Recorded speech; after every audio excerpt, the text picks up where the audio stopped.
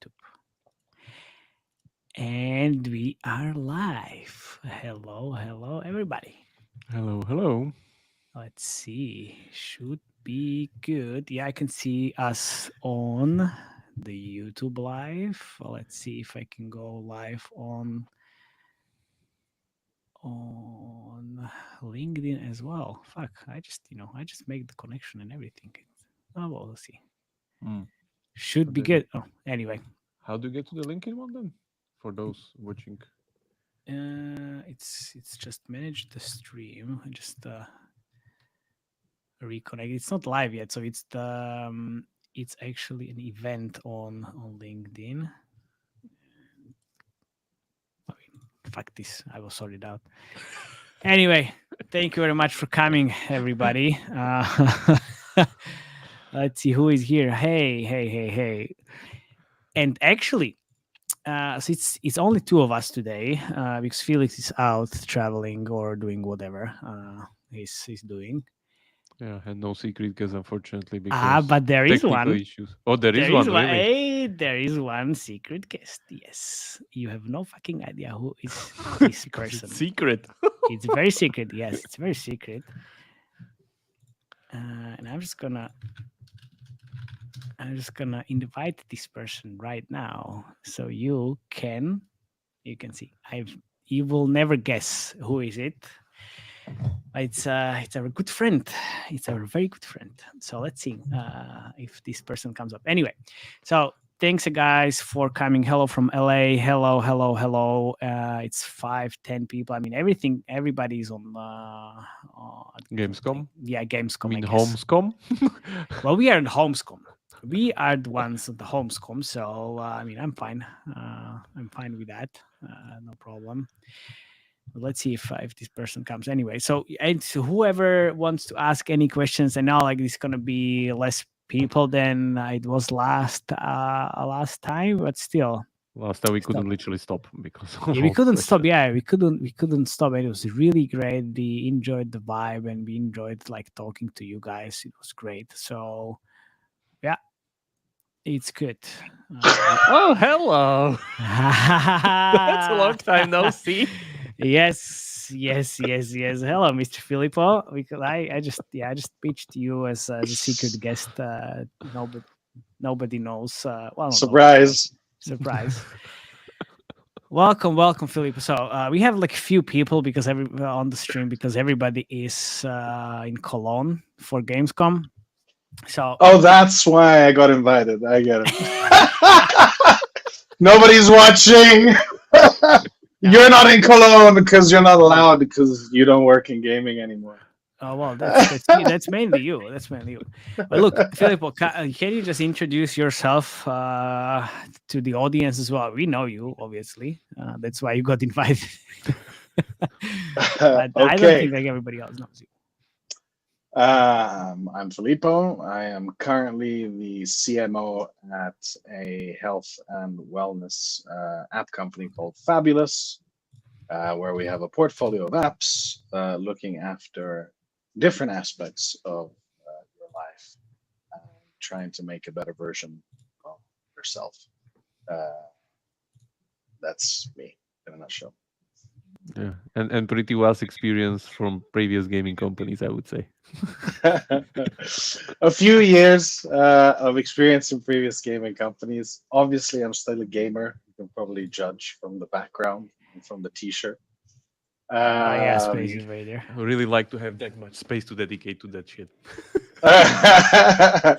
Well, it's a time in your life now where space has to be donated. This is actually a tiny room. My space keeps getting smaller and smaller, basically.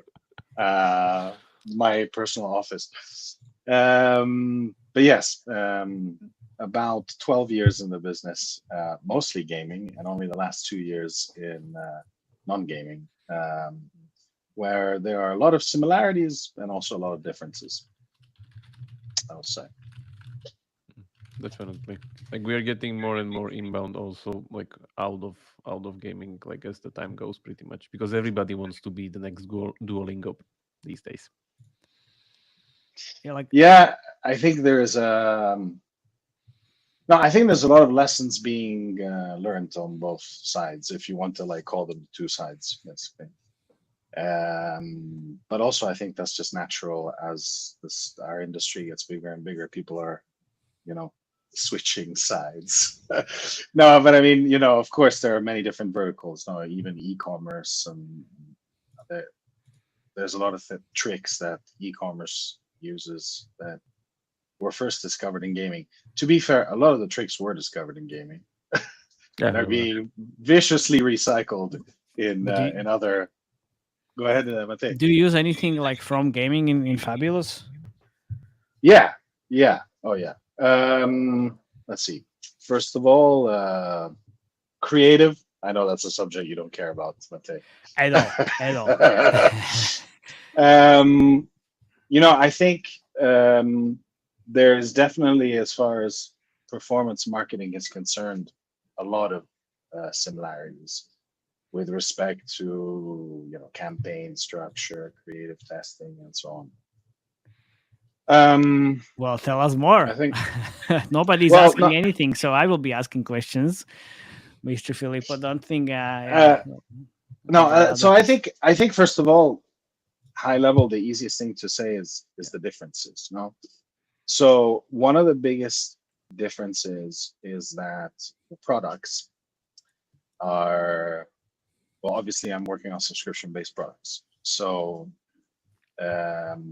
this is hugely different in onboarding users versus coming into a tutorial, quickly learning of the game, or as quickly as possible get engaged, learn the game, and jump in, and as quickly as possible spend some money on day zero. Whereas in the case of subscription apps, the onboarding, aka, you could call it the first time user experience in gaming, is a critical piece of the puzzle. It's pretty much the whole deal. If you don't get that right, it's going to be tough to make the unit economics work and to monetize. So a lot of attention, love, and dedication goes to onboarding. I'm not denying, I guess. Well, that's another interesting topic. I know this has been a hotly contested topic, especially at 2.5 Gamers. That's we can come back to that in a second. But I think the day zero, the initial user journey is fundamental, because in some aspects, actually, this is very similar to premium gaming, where you focus all your attention and marketing to basically telling people, hey, you need to part with, whatever, $50 of your money for 70 hours of gameplay and enjoy this premium title. And that's it. And then, okay, now that's changing as well, because there's DLCs and all sorts of other things coming in. But the point is, that's where the focus is. A lot of the focus is there, because we are asking people to onboard and part ways with a pretty premium priced subscription, which is different from the concept that we've debated a lot, Remia and I, like having to gain the loyalty of people every time they purchase an IAP, right? Like Battle Pass. like Battle Pass. Right, and so sometimes there is a bit of over-indexing on this concept of the onboarding and subscribing premium, and that is one of the major differences in product-wise. And marketing-wise, I think there is, first of all, a lot of attention given to retention marketing, which starts pretty much immediately. Email marketing, essentially. But also there is, I would say, depending on the size of the gaming company, of course, this is also true, but there is also a lot of attention given to brand building, which is, I don't want to get into, but I don't want to get into, the point is that it's the embryonic stage of that, if you will, when you're putting a lot of attention to social media posting and basically organic content marketing, right? To try to build a follower base, engage them, and keep them engaged. It crosses its lines a lot into managing the community as well, because ultimately some of these products are actually quite niche. Niche, obviously, in the mobile sense of the word, it's several millions of people out there.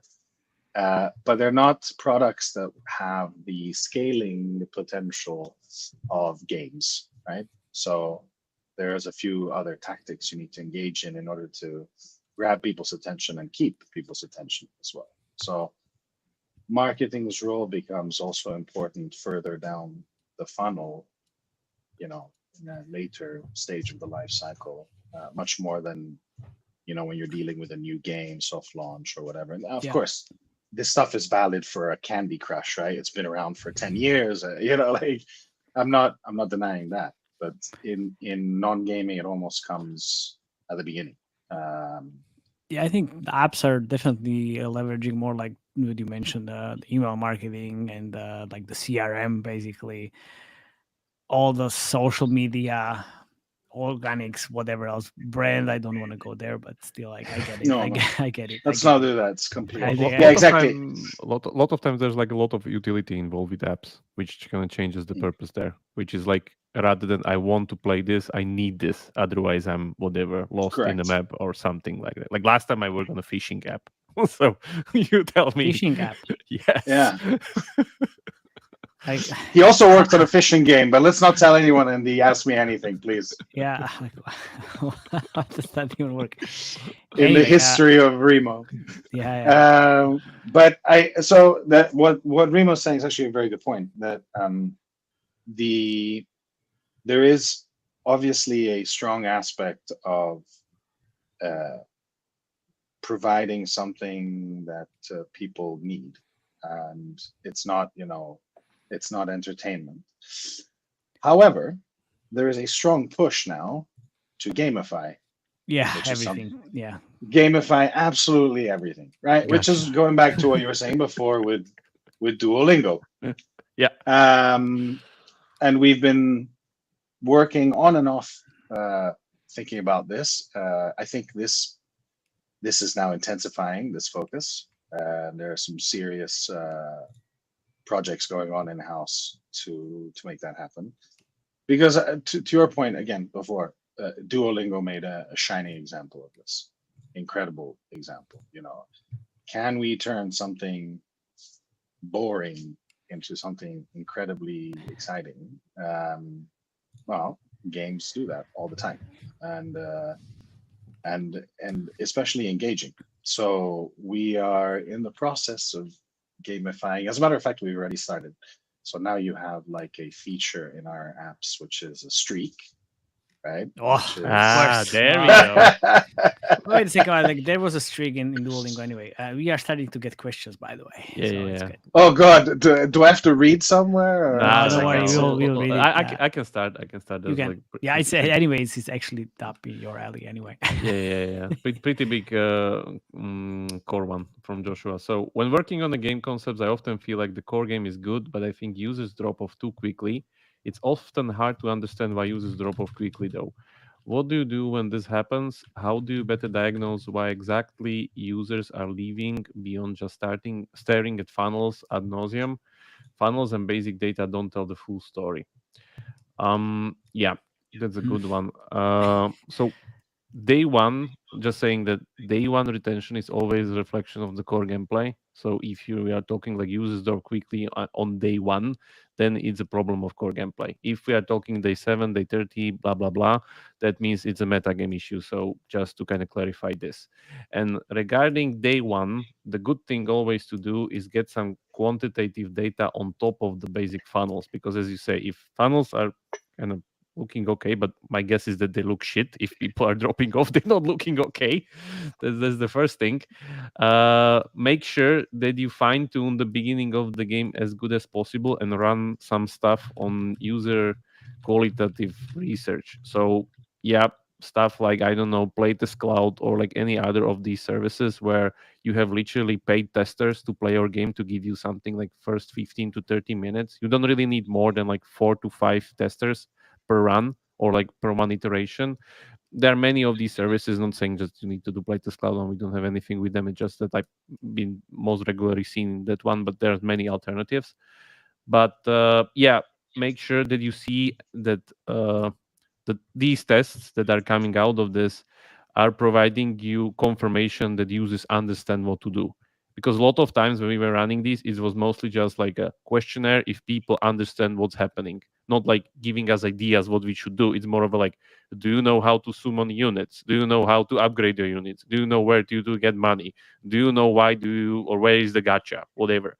So a lot of times, yeah, these things can help. And if you are past this point, meaning that they want around like 40 to 50 minute of core gameplay, then it's a matter of metrics. So I would just do that, like get as much qualitative, and don't test the game within your employees in the company. That's not the test. I'm sorry. It's just biased. Your family Or is your the same, family. Or or your your family. friends. Doesn't matter. Like, sorry, go and pay these testers because they will shit on your game as much as possible, which is valid feedback in the end. Yeah. Yeah. Um, Also, yeah. another one, like what's your perspective on 100% IAA based games? What's the best network to scale these games? Well, See Felix here. Yeah, that's a good point. Uplavin, thank you very much, Felix. Now, like, but this is a UA question, obviously. So it's absolutely Uplavin. Like, if you have Max, then I was just on a call with one other big company which starts with G, and they were like, yeah, like Uplavin is even better, even bigger than us on IAA games because I mean they have all the fucking data in the world. So Uplavin definitely, and then Google makes sense a little bit, but Uplavin for sure.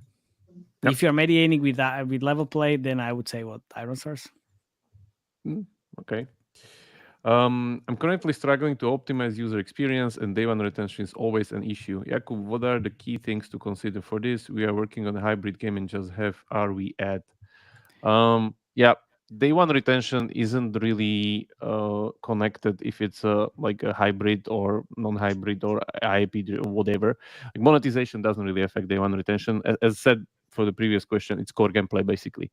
So core gameplay needs to be fun, needs to be understandable, intuitive, approachable, yada yada, all these other kind of interesting things.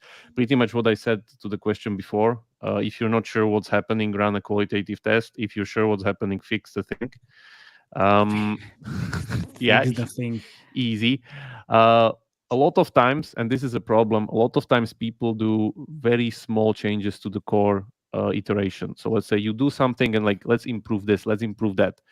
If, let's say, my go-to rule is like 3 iterations within like, I don't know, 6 weeks. If nothing happens, you either kill the project or do something like super radical. Super radical means like you change completely some kind of systems, take out some systems, heavily simplify, heavily, make sure that the thing is streamlined, doesn't need that much, whatever, cut all the unnecessary complexity. Something like Scott Buster did recently. But yes, Codebusters did one of the things, but it's not really what they did there. But what would be a good example of some kind of a heavy iteration? I think, let's say, automating a lot of stuff, because we're a mobile market, and automating a lot of stuff is also always good because it makes the thing more approachable. So that would be one thing. And also, yeah, this could be other good thing that I've seen a lot of times. Make sure that the feature pacing is slow, because a lot of times people just go in and after 20 minutes there's like 40 other UI buttons unlocked and you need to know like 50 things. Yeah, then your day one retention is also fucked, because you need to have like very slow feature unfolding, especially for hybrid casual games. Go play Survivor IO and check how fast they unlock features in that game. It's literally like one button after the first match, and then you're playing again for another 15 minutes, and only then they unlock a new feature. So the full feature set of the game will be actually unlocked somewhere like 2 weeks in. So that's the other problem. Would you say this is true for the Western world as much as it's true for Yeah, and that's a rest very, of the very world. good point. Western world needs much more slower feature unlocking compared to Asian It world. needs to be very yeah. We just cannot comprehend that big of an attention budget as Asian games. They're just much more heavy and much more kind of the on ramp of features is much more faster for a casual game. And if you look at all the games that were translated into the West from the East, a lot of times the complexity was shaved off. Yeah, Like, it's yeah, simplification. now I know what I was saying. Puzzles and Dragons and Empires and Puzzles. That's a good example of how to streamline a game from east to west. Just look at those two core gameplays, go on YouTube, and you'll see immediately how big of a streamlining that happened there. I checked those videos. I have no fucking idea what happened there. So, what can I tell you?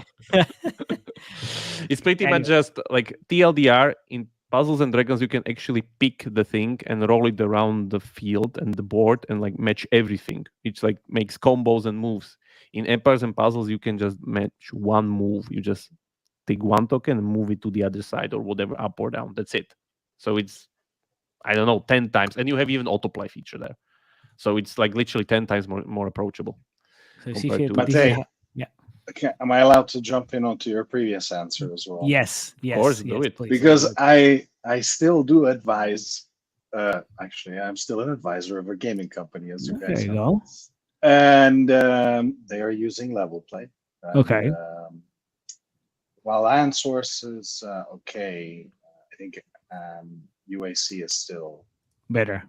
the strongest contender. Okay. I mean, it's not a statistically significant sample, but at the moment, it seems from others as well who are on level play that it's working. It's working good. I do agree with you. With Max, is no question. Okay, but then UAC makes sense. Google with Firebase setup and sending the ad revenue from Firebase to Google.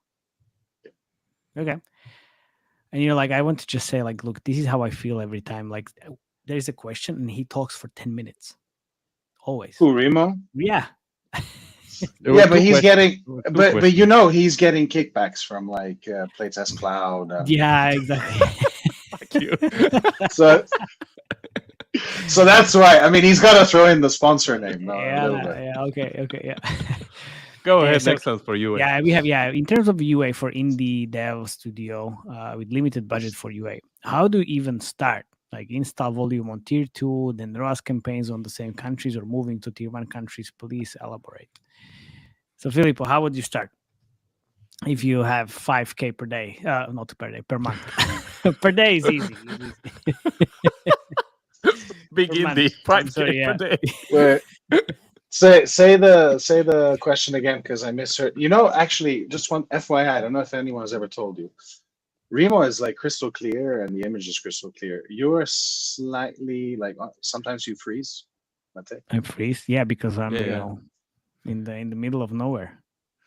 Nowhere, Right. meaning like 2 streets from me. 2 streets from you. 2 streets. So I don't. Tell me the question again. So how would you 'cause I can't start? read Like, it. how would you start the UA with limited budget for like an indie studio or indie developer? Like, where to start? What would be the? There's even like approach? a additional part of that question. Install volume on tier 2 and then ROAS campaigns on the same countries or moving to tier 1 countries. Please elaborate. But that's like leading the witness. Well, I was gonna say something quite disruptive, actually. Please do, yeah, please do. No, From please do. experience. No, I mean, I think obviously the answer is, as the rest of the question was posing, is not an invalid answer. You know, this is a classic "it depends" answer in marketing. From my experience, to be honest with you, it is more valid to see as close as possible that you can get to a tier 1 proxy. Even though it might come out to be more expensive, but the hard reality is if your unit economics are not working in tier 1 proxies, you're doomed. You know, something has to be fixed. So running tests in tier 3s and tier 2s is, it's not really a decent proxy anymore. Yeah. Also because those gaming audiences are, I think in the past we were quite used to that, because the only people who played games in tier 2 and tier 3 were in some respect similar to tier one audiences, right? But nowadays, those audiences are vast. They are, smartphones have been distributed, you know, ubiquitously. So they're actually getting you the wrong kind of data from tier two and tier three when you're evaluating, when you're starting up. And so the closer you can get to tier one, the much better it is because it's much more representative of the data that you need to then eventually start scaling up and grow the game. So I would, even if it's limited budget, I would always say, it's better to spend well the money to learn about the performance, not just of the marketing, the unit economics, but also the product. So in my latest experiences, I have done Canada and UK, but they can be pricey depending on the genre. But those come close. Another one that is also very close, again, depending on the genre, is the Netherlands. Also because those are countries with high level of English penetration. It's only because you lived there for a while. And I used to, and be extremely biased.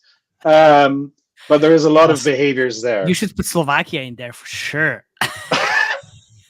If you have the Slovakian localized version, why not?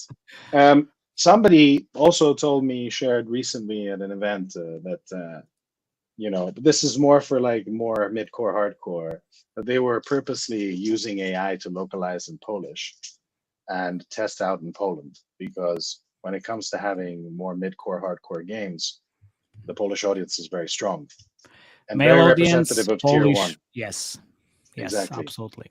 And because you have AI, make a cheap version localized in poor, non-grammatically correct, maybe.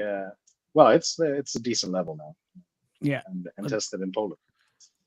Yeah, so I would kind of use tier ones as well in terms of UK, and honestly, I would put just like a bunch of tier ones in one batch or geo clustered.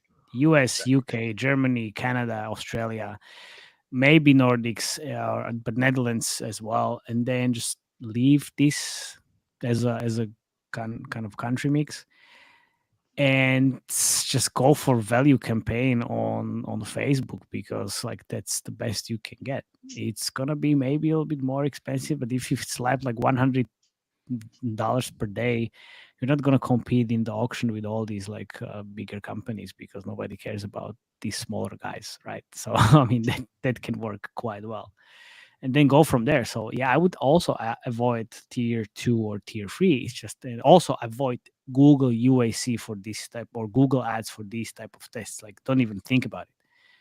Just, I like Google, I use Google a lot, but for like starting with like limited budget, Facebook absolutely. If you are thinking about actually doing something else than UA and get some organic traction, go to TikTok. Like, I mean, look, it's actually pretty valid. Like, dump waits to die, thanks to TikTok and the organic posts, shoot to like the number one in the US. You know how much money they saved on the UA? It's insane, just by organic posts. Obviously, they have a marketing team behind those organic posts, which is also kind of like, Not indie. not indie, yes, but still you can. But that's advanced, like that, kind of shows you like how you can do it, and just takes inspiration. Duolingo, the same thing. It's just that's on TikTok, you can get a lot of views thanks to the algo, which is still like Wild West, and that can help you in those rankings, and just get some additional organic installs, like easy as that. And it just needs consistency. Like our TikTok channel, which is like 400 or 500 followers, getting thousands of views for each video, and that kind of piggybacks back to like YouTube or Spotify. So that can work. Don't expect wonders, but that's something I would definitely do. Okay. Oh, hello, David. Yeah. Why does Apple like to torture me by slamming each of my products with 4.3 spam? I have no fucking idea what this means.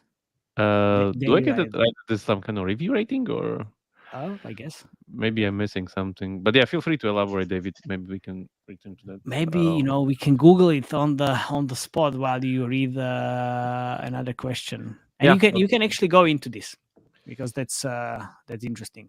yeah, It's, yeah. I'll go to the to the To other Sensor one. Tower. I'm just gonna Google. Yeah, it. I'm already have it opened. Or is it? Yeah. So I'm trying to find out how much the different type of games are making, but the Sensor Tower 3 shows all of them had revenue less than 5K last month. What does that mean? Yeah. In the meantime, as I can check this, it's pretty much hidden object category that find the differences genre games are pretty much put into. So you Yeah. have big revenue games such as Journey, Seeker's Notes, and like Spiral, and then you have all these like two images where you need to find the differences, which is a little bit different core, but it's like within the category. So I guess because you searched on Sensor Tower, it lump it together. But as you see here, if you go by downloads, you have all the find the differences game like somewhere here on top because they just have massive downloads.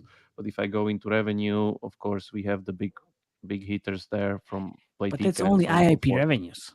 Yeah, but that's only IIP revenues because ad revenue is not tracked in these tools. So if we go here and we see that the revenue of the game during its lifetime is whatever 22K, even though they have 22 million downloads, this basically means that there's the game is mainly or like 99% driven by ad revenue. So you're correct Yeah. on that.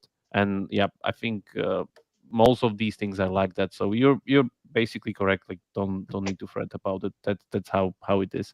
Yeah, that's how they make money. None of the industry intelligence tools is able currently to track ad revenue that I've seen yet in some kind of valid form. So we'll need to wait for that. No, I just think it's just ads, nothing else. Yeah. It's just that. Easy as that. If you see like millions of downloads and zero revenues, Yeah. There's it's if you usually see the anything case. that has like millions of downloads and don't see any IP revenue in any of these tools, it literally means that they're either a viral sensation, not knowing what to do, or they're making money on ads, which is 90% of time. Yeah. Okay. That is very true.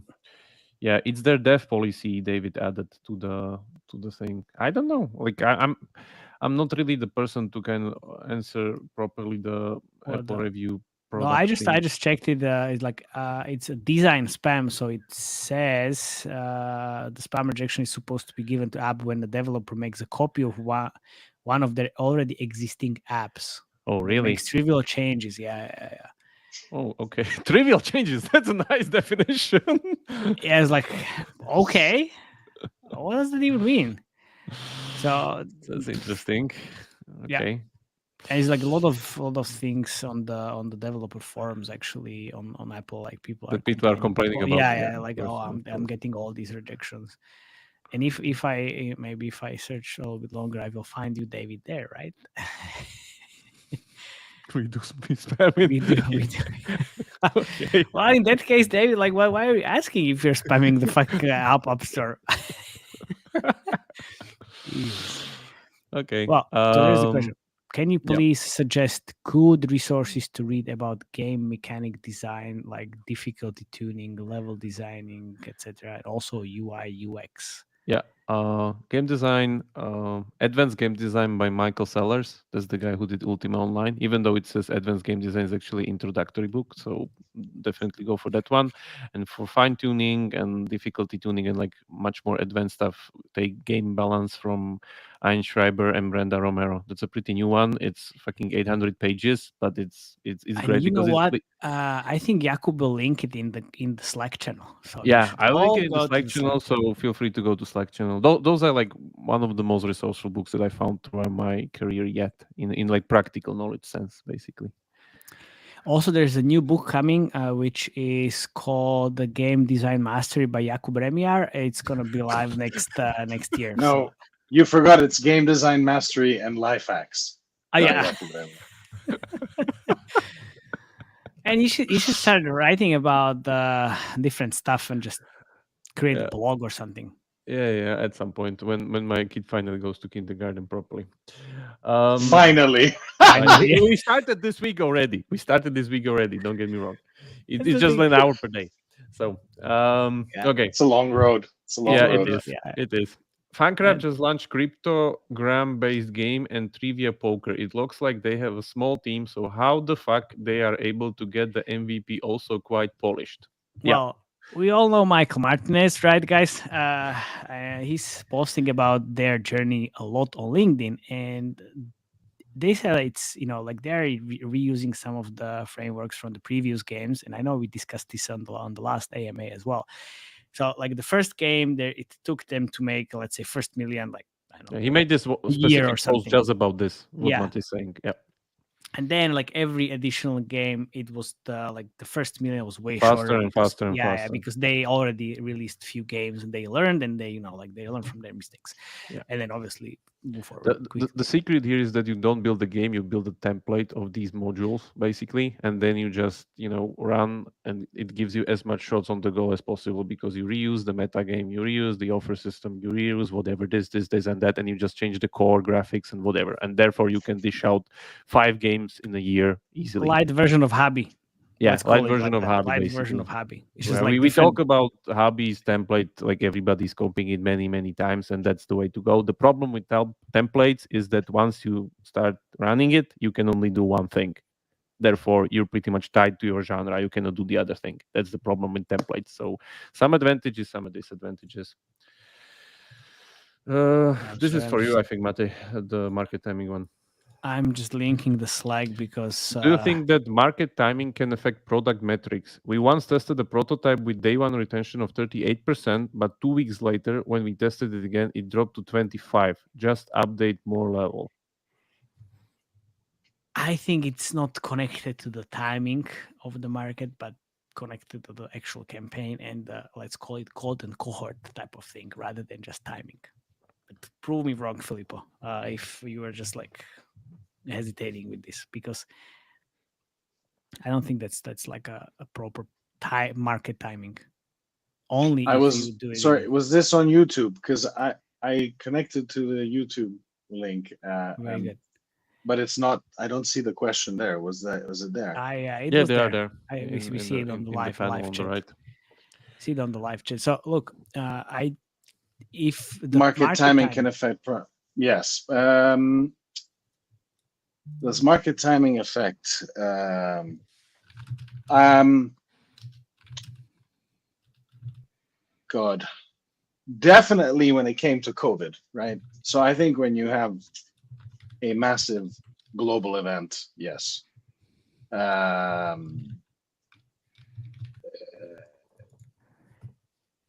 I think we have to understand more about like what category we're talking about here, but like doesn't is matter, Filippo. market It's timing? 2 weeks. It's 2 weeks Yeah, 2 weeks difference. is That's so. nothing.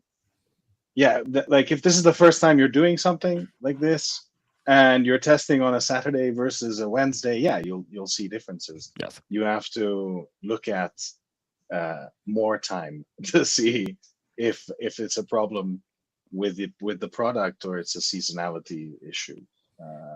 I was thinking of market timing more as like a high level concept. Yeah. Like in that kind of sense, yes. If you do it in September versus December, it's gonna Of be different, course. obviously. But 2 weeks apart, not really. No. This is actually an interesting difference as well with well, depending on the game, I suppose. But gaming and non-gaming, non-gaming has a very, very strong Q5 for sure. Really? Very Q5. strong. For those who don't know what Q5 is, it's Christmas. After Christmas. Christmas. It's like 25th of December. Yeah. Sorry, 25th of December around 11:59. That's when Q5 starts. Exactly. Yeah, exactly. And it's very interesting because again about market timing. And for some games, maybe that's also partially true, but for non-gaming, especially when it comes to utilities about productivity or getting your life in order, like our health and wellness apps, new year, new me, all that theme. and getting a new device maybe as a present or whatever. So it is actually recommended to launch in Q5 for the first time. When I know this is surreal to hear, but that's another one of those starking differences. I would never recommend a game launching Q5, but Man, I launched the game on December 20. Still yeah, okay. fair. Still okay. Fair. Still okay. Yeah, no, but exactly, it depends on the genre.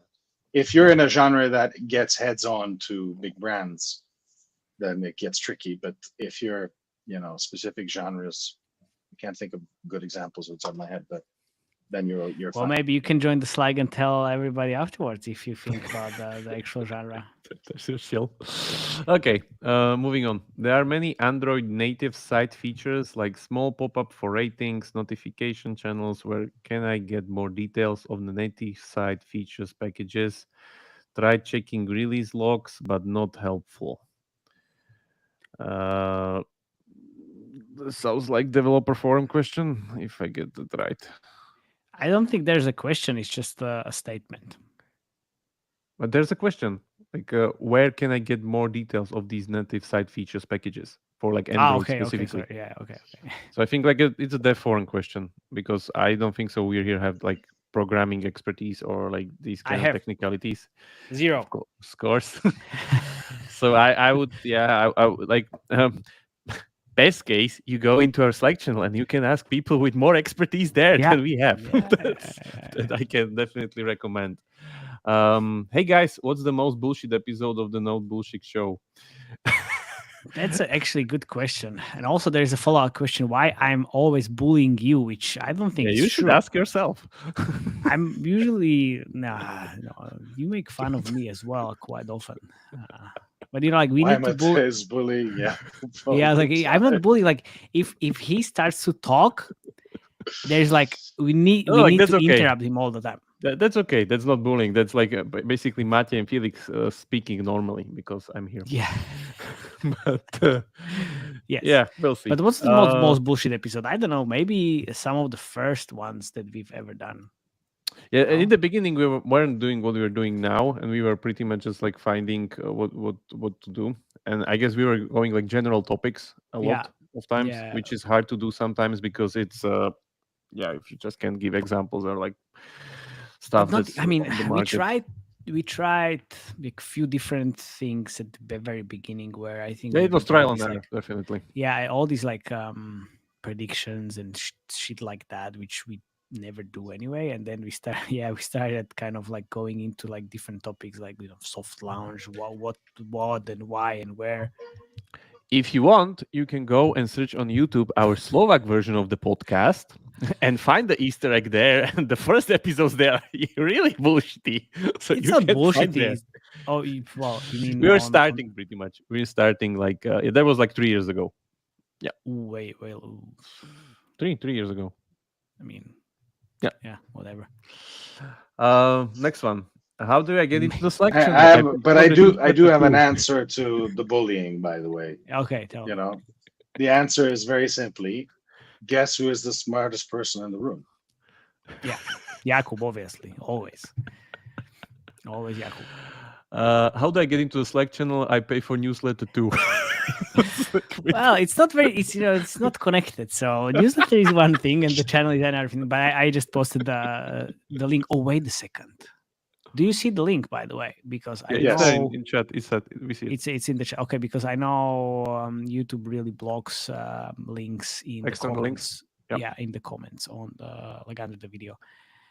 Anyway, yeah, it's under every single LinkedIn post, under every single podcast video and YouTube description. I don't know where David knows. David knows. Yeah, Thanks, David. knows. Why do algos give spend preferences to creators? Wait. You skipped one. Do you think that moving to landscape mode and building a hybrid game can be a handicap? Definitely not. Like the problem with landscape that it's definitely a little bit less used than portrait just because people don't want to rotate their phones and like look like that. You just want to Look have the like what? Starbucks test, where it means that you can do something else with your other hand and like hold the phone with your other hand. But it can still work. Like the thing is that don't use landscape mode because it's a nice to have thing. Use it because it's completely mandatory for your unique idea. And think very hard if you cannot just turn it into portrait. A good thing to study would be Brawl Stars. They changed the game orientation during soft launch. So check that Yeah. one out. Toko has a very good talk on this on GDC World. Just I even asked the question him like during the talk at the end of the questionnaire, so you can check that one out. Just because you want everybody to see you and your question. I'm not seen there. It's just my voice. Okay.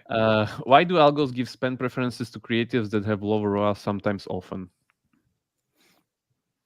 Filippo, you know why Why do the why do algos give? algos? I get lost in. You guys are well trained. I get lost in this Don't chat. worry, It's like there's it's so yeah, much it's interesting. yeah, it's great. Yeah, it's great. It's great. It's great. I mean, this is our like fifth time we are doing this, and not the last time for sure.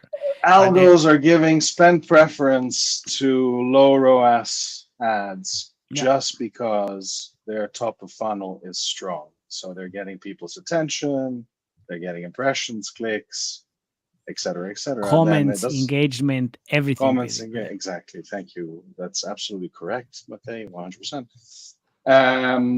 So yes, if you get the classic clickbait ad, that's the perfect example of massive top of funnel performance yielding maybe not necessarily great lower funnel performance. That's always the discussion. Like like that's like the numbers. Fake ads or not, fake ads or not. Yep. It's just like it's numbers game. You have way more players and higher chance of retaining those players, and then eventually getting them like transformed to payers. That's then on the game side afterwards. But yeah, it's just because the metrics are, I see this quite a lot. So as I mentioned multiple times, I play around with the mid journey, and I'm in like multiple groups in on Facebook, and there are like different examples of stuff. So I found one example where there is like a boat on the sea, and under the boat there is like a huge monster is trying to eat the boat. I was like, you know what? Fear. We just came back from China. Fear is very big Fear is emotion. everywhere there.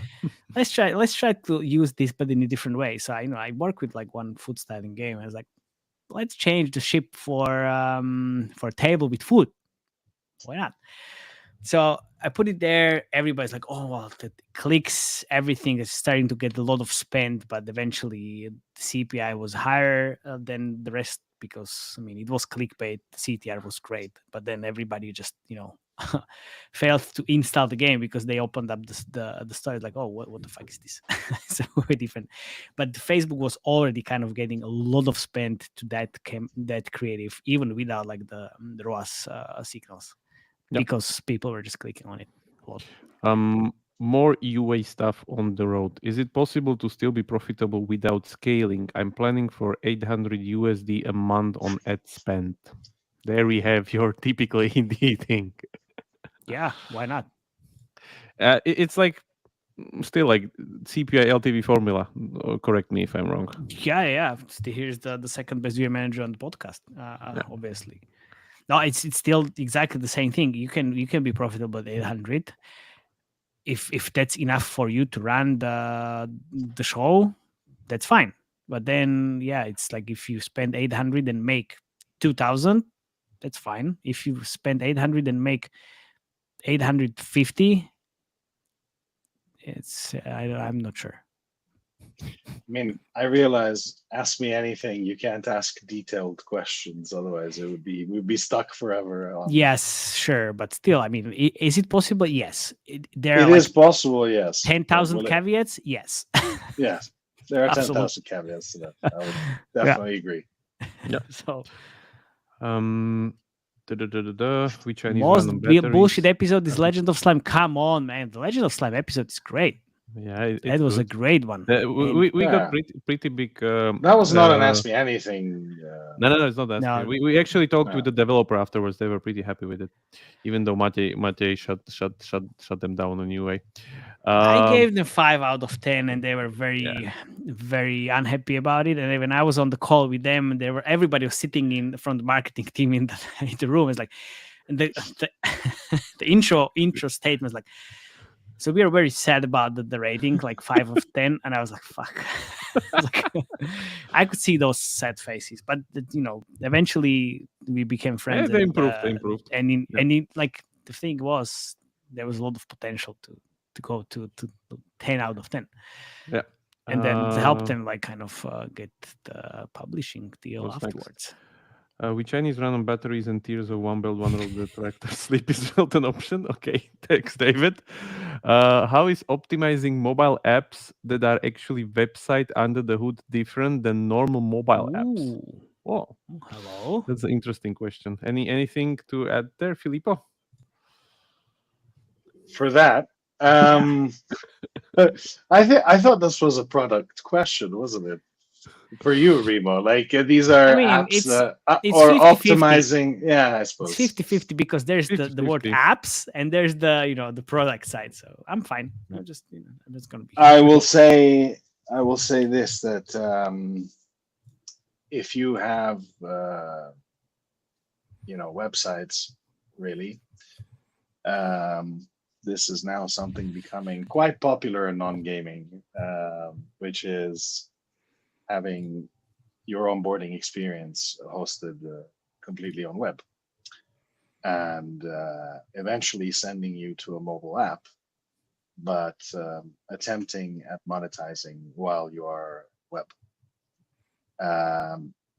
So this is actually something very significant and strategic, and one of the companies I am advising, I'm talking about this because I think this is one of those differences where gaming is rapidly catching up.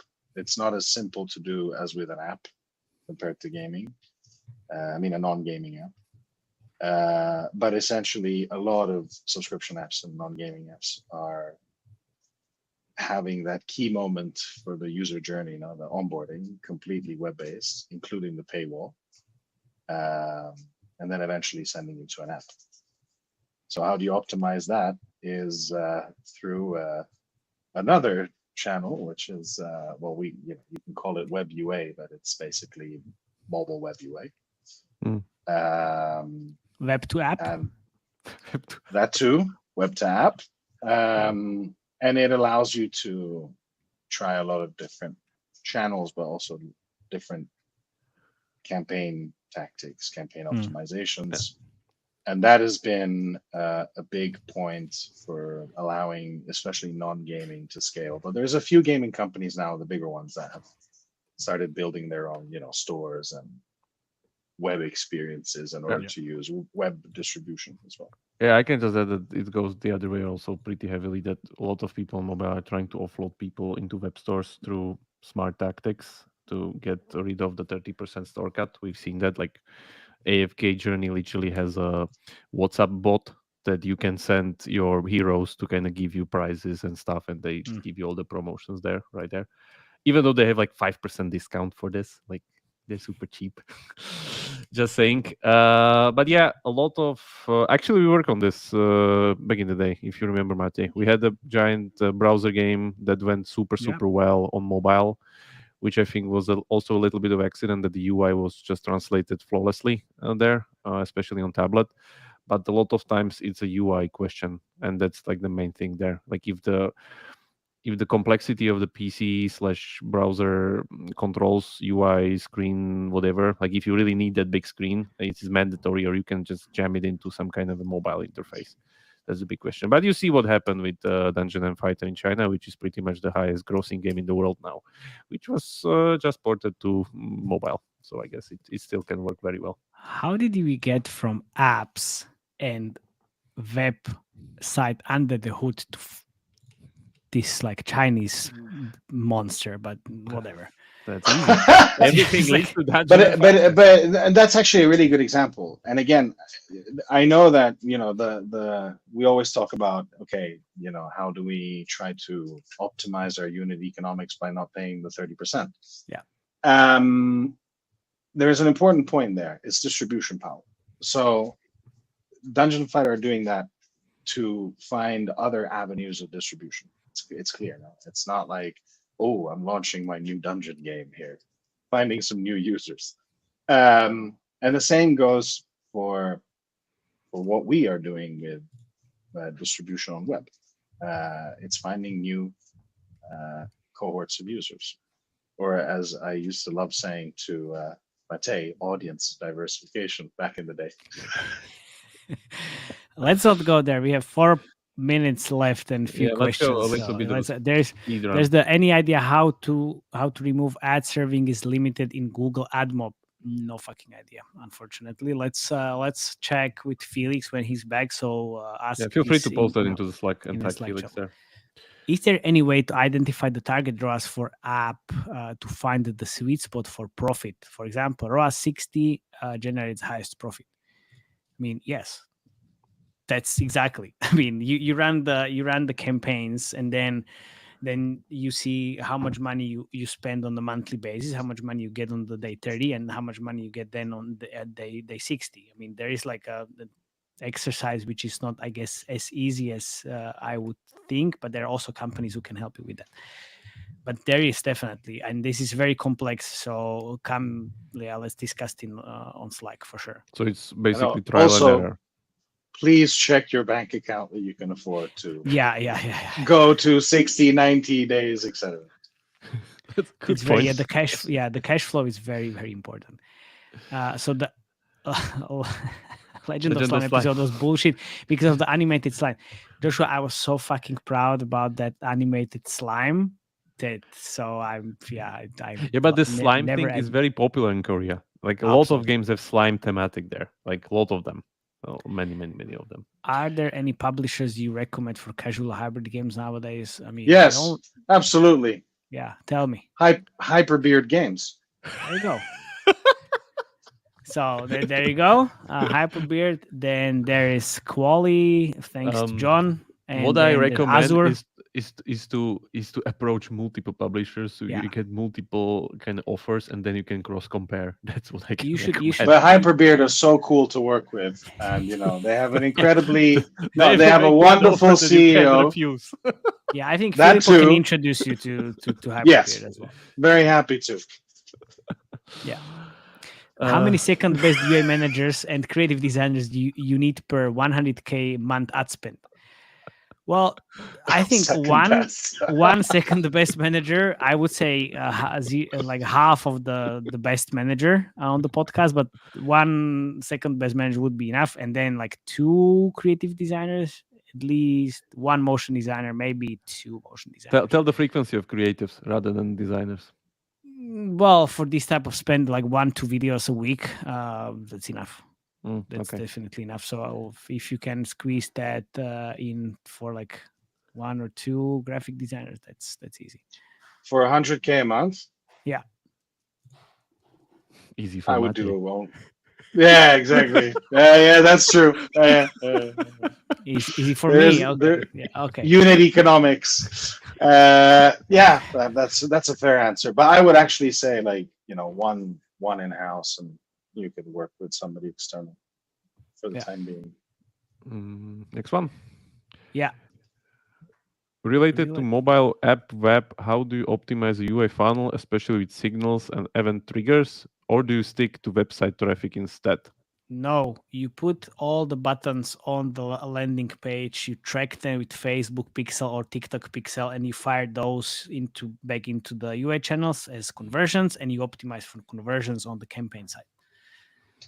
Yeah, this is what's, I think, dramatically important to have the engineering skills for pixel integration and other integrations like conversion API, etc. And this needs to be done by a programmer? Should be. I mean, once you've done it once, but this has been critical for us to have, a couple of people in-house that could make that happen. Okay. I'm running these type of campaigns for like Steam games and landing pages for like adding to wish lists and stuff like that, which is working quite well on Facebook, especially. Very good. Okay. What's the model that you use to forecast ROAS for campaign targets? That's the last one. What kind of what do you mean by the model? Wait, isn't Michal, isn't he I don't understand. isn't he one of the LinkedIn gods? Michal is our good friend from Slovakia as well. Yeah.